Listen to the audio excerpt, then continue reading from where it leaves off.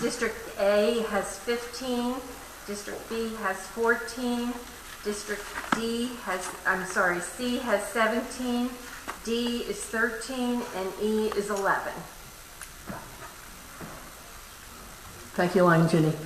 As you know, with 400 people coming for this convention, they will be in on different times. We look forward to having over 200 people at the LCIF dinner tonight. And I think that's the most we ever had. So this is a good indication of where our organization is going. So by tomorrow morning, we'll have a whole lot more registered. And please excuse me, but the printing on this when you have strange glasses is a little low, so I can't read it sometimes.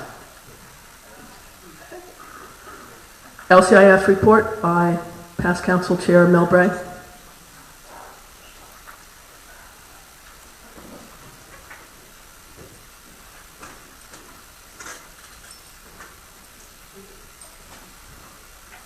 Elspeth said I had to fill a lot of time, so I've got 45 pages to go through here, if you don't mind.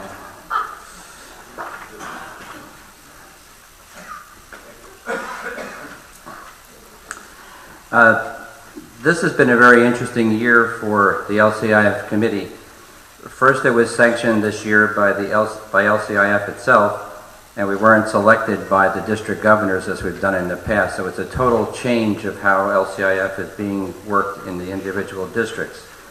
Each member that was put on the team by LCIF actually is serving a 3-year term the same way as we were following the pattern for Campaign Site First 2.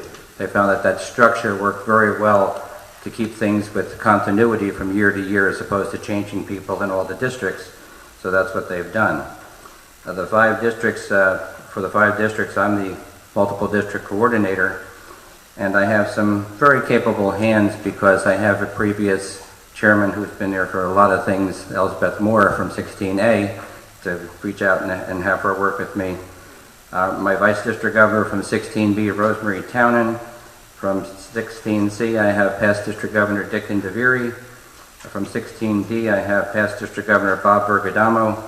And from 16E, I have past international director Stanley Grossman. So you can see we have some continuity from the previous groups that we've had, and we've had some changes. Our mission for the year has been mainly to come out and thank the clubs for the donations that they've made during the Campaign Site First 2. We know that you're still working on your contributions to fulfill the $200 million that was donated to fight the causes of preventable blindness throughout the world. Many of the clubs have actually completed their pledges and are still continuing to donate to LCIF. Still others are still working on making their pledges because you had 3 to 5 years to complete them. So whatever is working for you is working for LCIF. Campaign Site First helped to save the sight of 37 million people throughout the world, and Campaign Site First 2 will continue to do that work for the next 15 to 20 years, doubling the capacity our capacity to prevent blindness in the world. And when you go out, and someone said in our meeting this morning in Merlot, that people don't really know how to answer the question, what do the Lions do? Don't forget to add in not just what your club does, but make them feel special and important that they could help be a part of our 37 million people we're going to save the site for in the future. That we're going to put drinking water that's potable in many, many foreign countries where people have river blindness and have many, many diseases because of not having that kind of fresh water that we're accustomed to here. And as you build on the stories, and we had all these little pieces in here, and you get to use fancy names like trachoma and stuff like that Jim Hines likes to throw out all the time. People start to realize that we're not just one-dimensional, one little focus thing, that this is really a big part of saving the site and helping people around the world. You also know, you can talk about people being in research for fighting blindness and cures. We have in New Jersey, a lot of the optical pharmaceutical companies are based right here, and they're all working on either medicines, treatments, or cures for various different diseases.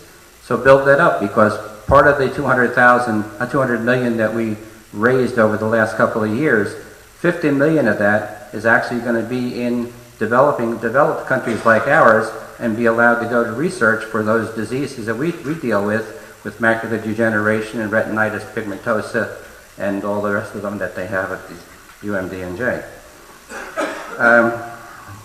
What's next on the horizon for the committee is we're here to serve you guys. We have programs, we have short videos, we have long videos. Anything over 10 minutes is too long for a meeting, right? So we have the 12 and 14 version, but we also have the 5 and 6 version. But let us come out and show them and talk to your club and your members, and maybe invite the spouses, and everybody gets behind us. We're going to be continuing to work with you, and you need to know that every dollar and cent that goes into LCIF is actually spent for curing or helping somebody in some way through the committee. Now, the international president, after he finishes his term, always becomes the president or chairman of the LCIF committee the following year.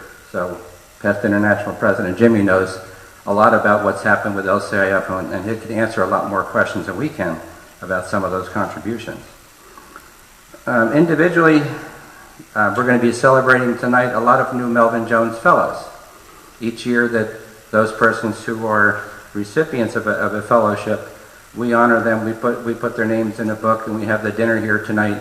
And tonight's going to be very special because the number that we have in Melvin Jones Fellows is going to be quite large. A smaller number of people have gone on from getting just a Melvin Jones into getting progressives. I see some people in here that I know have 4, 5, 6, 7, 8.